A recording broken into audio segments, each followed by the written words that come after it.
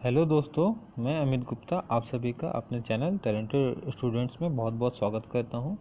ये बायोलॉजी का लेक्चर है जिसमें हम लोग डाइजेस्टिव सिस्टम पढ़ेंगे। ये लेक्चर बिल्कुल बहुत अच्छी तरह से बनाया गया है। इसको आप लोग पूरा देखेंगे तो ज़रूर से किसी जो भी एग्ज़ाम में डाइजेस्टिव सिस्टम से रिलेटेड सवाल आएगा वो आप लोग अच्छे से बना पाएंगे। डाइजेस्टिव सिस्टम शुरू करने से पहले कुछ इंपॉर्टेंट वर्ड्स है जिसको हम लोग डिस्कस कर लेते हैं। पहला है इंजेशन, दूसरा डाइजेशन, तीसरा एब्जॉर्प्शन, चौथा एसिमिलेशन, पांचवा इंजेशन। इंजेशन मतलब क्या होता है कि हम लोग जब भी कोई चीज़ मुंह से खाते हैं उसे हम लोग इंजेशन कहते हैं। डाइजेशन क्या होता है, जो भी फूड हम लोग खाते हैं उसे छोटे छोटे टुकड़े में जब टूट जाता है तो उसे डाइजेशन कहते हैं। एब्जॉर्प्शन क्या होता है कि जब हम लोग कोई चीज़ खा लेते हैं, डाइजेस्ट हो जाता है, उसके बाद जो भी न्यूट्रिएंट्स होते हैं वो हमारे ब्लड स्ट्रीम में जब जाते हैं तो उसे एब्जॉर्प्शन कहते हैं। एसिमिलेशन क्या होता है, जब ब्लड स्ट्रीम से जब सेल्स में न्यूट्रिएंट्स ट्रांसफ़र होते हैं तो उसे एसिमिलेशन कहते हैं। ईजेशन, हमारा जो पचा हुआ खाना है उसे हम लोग एक्सक्रीट करते हैं, बाहर त्याग देते हैं, उसे ईजेशन कहते हैं। पार्ट्स ऑफ डाइजेस्टिव सिस्टम क्या है हमारा, पहला है एसोफेगस, दूसरा स्टोमक, तीसरा स्मॉल इंटेस्टाइन, चौथा लार्ज इंटेस्टाइन, पांचवा gall bladder, liver and pancreas. इनको सबको हम लोग अच्छे से डिस्कस करेंगे। उससे पहले कुछ हम लोग जाते हैं कि जो माउथ हमारा, ठीक है, क्योंकि हम लोग खाना शुरू करते हैं माउथ से। यहाँ पे दो प्रोसेस होता है, पहला इंजेशन, जो कुछ हम लोग मुंह पे लिए उसे इंजेशन कहते हैं। दूसरा, जब उसको हम लोग चबाए तो डाइजेशन प्रोसेस शुरू हो गया। एक दिन में हमारे माउथ में 1 से 1.5 लीटर सलाइवा बनता है, मतलब थूक बनता है, ठीक है। सलाइवा क्या होता है, सलाइवा सैलिवरी ग्लैंड से बनता है। 3 तरह का सैलिवरी ग्लैंड हम लोग यहाँ पे देखेंगे। पहला एक कान के पास होता है जिसे पैरोटिड ग्लैंड कहते हैं। दूसरा दांतों के नीचे पाया जाता है जिसे सबमैंडिबुलर ग्लैंड कहते हैं। तीसरा अंडर टंग, मतलब जीभ के नीचे होता है, जिसे सबलिंगुअल ग्लैंड कहते हैं। ये सब सैलिवरी ग्लैंड है, ठीक है। अब सलाइवा जो हमारा होता है, जब थूक होता है, उसमें एक तरह का एंजाइम होता है जिसे सैलिवरी एमाइलेज कहते हैं। ये इसका काम क्या रहता है, एंजाइम्स का काम क्या रहता है, जो भी रिएक्शन हो रहा है उसे फास्ट कराएगा, बस और कुछ नहीं। फास्ट कराएगा, प्रोसेस फास्ट कराएगा। जैसे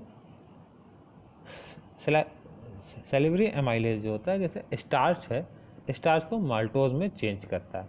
स्टार्च फाइनली ग्लूकोज में चेंज होगा, बट यहाँ पे हमारे माउथ में क्या होता है, स्टार्च माल्टोज में चेंज हो जाता है। स्टार्च है जो है वो फूड का रिजर्व फूड ऑफ प्लांट भी कहा जाता है इसे। अब माउथ के बाद हम लोग जो हमारे जो फूड पाइप होता है, एसोफेगस का होता है एक ट्यूब होता है जो हमारे मुंह को हमारे स्टोमक से जोड़ता है, हमारे माउथ को हमारे स्टोमक से जोड़ता है, जिससे फूड हमारे पेट तक पहुंच जाता है। उसके बाद एक चीज़ हम लोग और देखते हैं कि हम लोग जिससे सांस लेते हैं और जिससे खाना खाते हैं वो पाइप एक ही होता है। तो अगर गलती से खाना अगर हमारे लंग्स में चला जाएगा तो हमारा सांस लेना ब्लॉकेज हो जाएगा और हम लोग स्वास्थ्य भी सुधार सकते हैं। तो इससे बचाने के लिए, मतलब फूड को हमारे लंग्स के ट्रैक में, हमारे रेस्पिरेशन ट्रैक में, जिससे हम लोग सांस लेते हैं, उधर नहीं जाने की उसको जाने से रोकने के लिए एक एपिग्लॉटिस नाम का पार्ट होता है हमारे गले में, जो कि हमारे खाना को सांस लेने के नली में जाने से रोकता है, ठीक है। एपिग्लॉटिस, ये इंपॉर्टेंट सवाल आ सकता है क्वेश्चन में, prevent food from entering trachea. अब हमारा अगला है कि पेरिस्टालिसिस।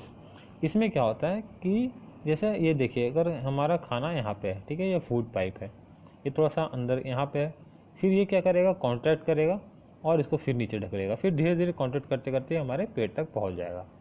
अब देखिए कुछ केमिकल डाइजेशन में क्या क्या प्रोसेस होता है। जब फूड अगर स्टार्च है तो एंजाइम उसको एमाइलेज एंजाइम उसको डाइजेस्ट करने में मदद करेगा और फाइनल प्रोडक्ट ग्लूकोज बनेगा।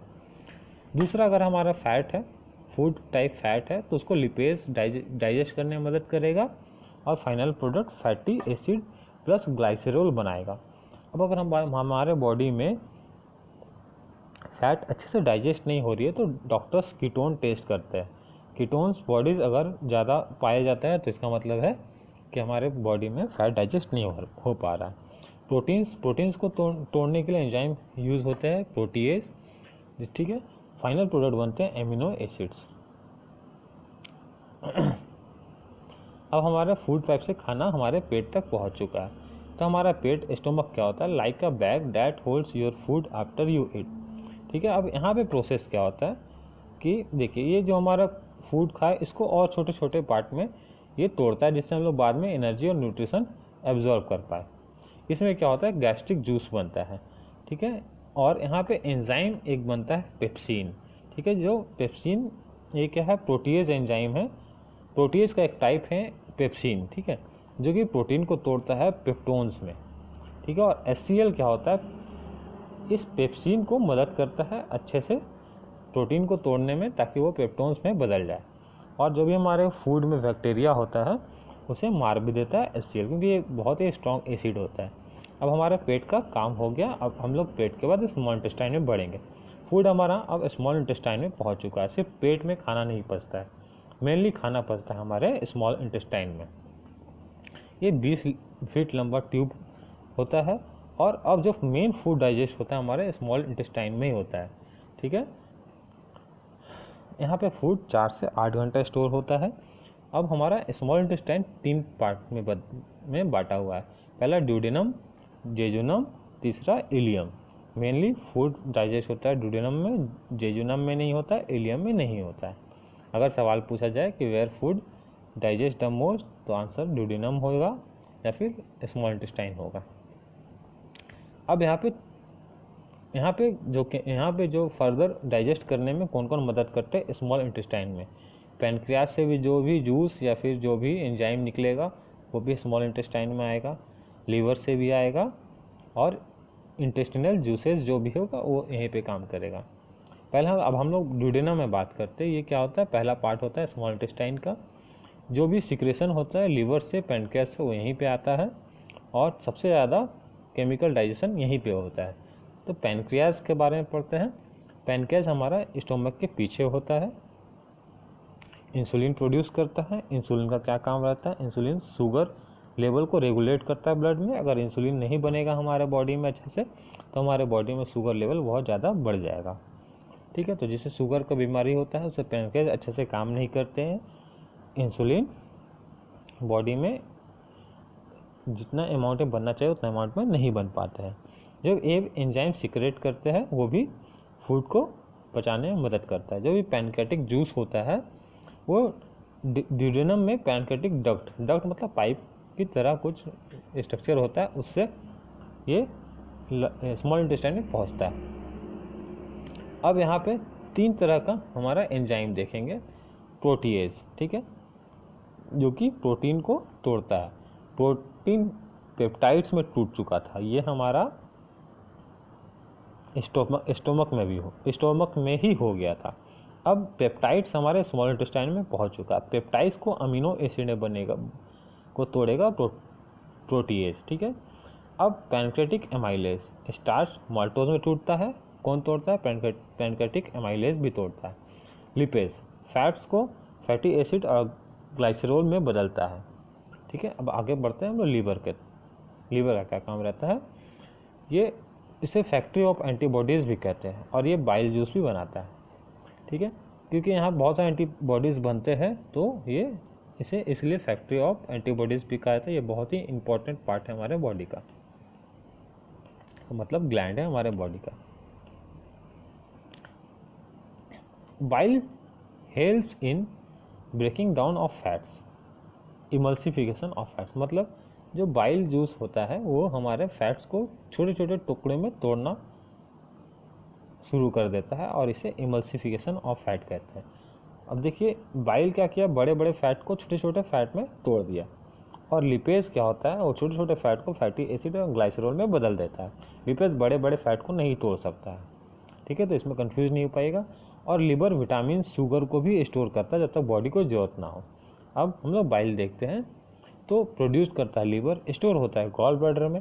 बाइल सॉल्ट जो होते हैं इमल्सीफाई द फैट्स, मतलब फैट्स को छोटे छोटे टुकड़ों में तोड़ देते हैं ताकि वो बाद में लिपेज से इजीली डाइजेस्ट हो सके। अब हम लोग गॉल ब्लैडर में आते हैं। गॉल ब्लैडर होता है एक बाइल को स्टोर करने के लिए एक टैंक होता है, और हमारा बाइल जो होता है ग्रीनिश येलो लिक्विड होता है। ठीक है, जो भी फैट को तोड़ने में मदद करता है। लोकेशन क्या होता है, अंडर योर लीवर का नीचे होता है ये। अब इंटेस्टिनल जूसेस हम लोग देखते हैं, ठीक है। तो माल्टोज ग्लूकोज में बदलता है, कौन तोड़ता है उसे? माल्टेज एंजाइम तोड़ता है। पेप्टाइड्स हमारा अमीनो एसिड में बदल गया, फैट्स हमारा फैटी एसिड ग्लाइसरॉल में चेंज हो गया। सुक्रोज जिसको एंजाइम कौन तोड़ता है? सुक्रेज तोड़ता है, ठीक है। सुक्रोज टूटता है ग्लूकोज और फ्रक्टोज में। फ्रक्टोज फ्रूट्स में पाया जाता है और ये सबसे मीठा शुगर होता है। अब लैक्टोज, इसको कौन तोड़ता है? लैक्टेज तोड़ते हैं ग्लूकोज एंड गैलेक्टोज में, ठीक है।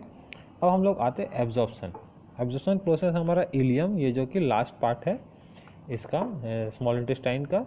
यहाँ पे क्या होता है, ये देखिए विली, ये छोटा छोटा फोल्ड्स होता है हमारे स्मॉल इंटेस्टाइन में, जिससे क्या होता है सरफेस एरिया बढ़ जाता है और एब्जॉर्प्शन ज़्यादा हो पाता है। अगर सरफेस एरिया ज़्यादा रहेगा तो एब्जॉर्प्शन भी ज़्यादा होगा, ठीक है। अब यहाँ पे जो भी एब्जॉर्प्शन करना था न्यूट्रिएंट्स को एब्जॉर्ब कर लिए हैं। अब हम लोग लार्ज इंटेस्टाइन के तरफ बढ़ते हैं।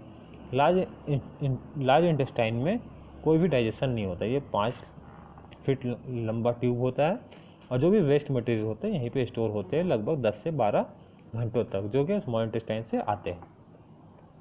इसके भी 3 पार्ट होते हैं, सीकम, कोलोन, रेक्टम। सीकम जो कि अपेंडिक्स होता है, ये हमारे बॉडी में से कोई काम नहीं रहता है, इसलिए डॉक्टर से कभी कभी इसका ऑपरेशन करके भी निकाल देते हैं किसी को प्रॉब्लम होता है।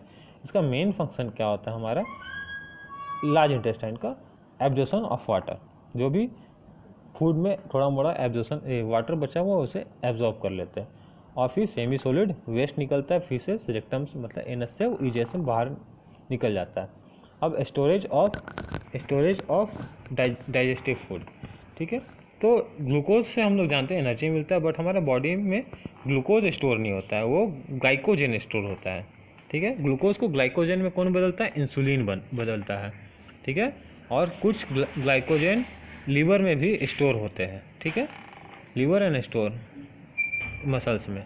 अब फाइनली हमारा डाइजेशन कंप्लीट हो गया और एनएस से वो एक्सटर्नल ओपनिंग ऑफ रेक्टम बाहर निकल जाते हैं बॉडी से, ठीक है। अब हम लोग एक बार एक चीज़ यहाँ पे देखना बाकी रह गया है कि जब एक फूड एब्जॉर्ब हुआ तो हमारे ब्लड स्ट्रीम से जाके वो हमारे सेल्स तक पहुँच गया और फाइनली हमें जो चीज़ का ज़रूरत था, जो भी न्यूट्रिएंट का ज़रूरत था, वो हमारे बॉडी को मिला और हमारा बॉडी अच्छे से फिर काम करने लगा, ठीक है। तो ये हमारा डाइजेस्टिव सिस्टम ख़त्म हो गया।